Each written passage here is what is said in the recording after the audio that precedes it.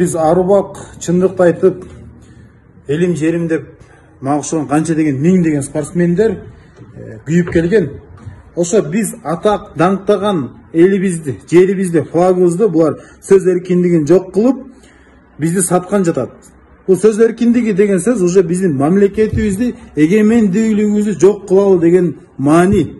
Ошону билип ал кыргыз элим. Жанагы оозу сасык айым эмес, ажыдар, катын.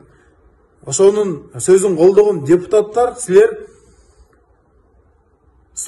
саткынчысыңар. Силердин атаңар да ошондой кыргызга душман болгон. Кыргызды сатып, жеп келип, анан силерге берген. Силер пайда болгонсуңар, силер ошо атаңардан калган воспитанияны колдонуп, силер сатып жеп атасыңар.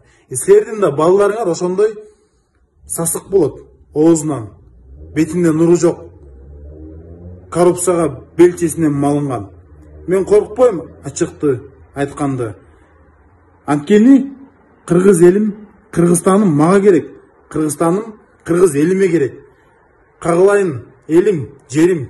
Ойгон, көзүңдү ач. Арзыбаган акчага сатылып келдиң 30 жылдан бери. 30 жылдан бери парламентте ошол эле сөздөр, ошол эле көздөр. Ошолорду биз багып, ошолорду ушул убакка дейин чыдап келтабыз. Багып десек, мына карайлы. Границада эмне болуп атат?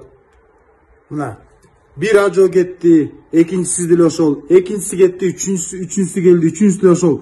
Өзгөрүү жок эч кандай. Өзгөрүү.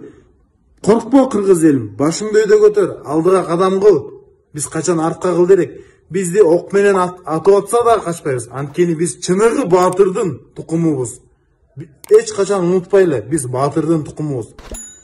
Биз аракеттенсек, биз ниеттенсек, ниетибизди түз койсок, бизге ошондой чыныгы элин жерине күйгөн адам келет.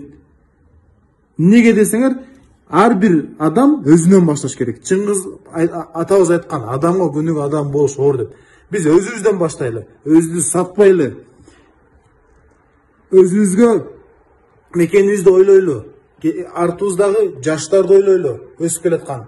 Азыркы идеологияны, азыркы кадам кылып аткан жаштарды колдоп 2020-га выборго апаралы.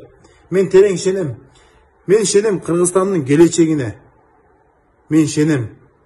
А сен ишенесиңби? А сен колдойсуңбу? Так что коркпо кыргыз элим. Башыңды көтөр өйдө.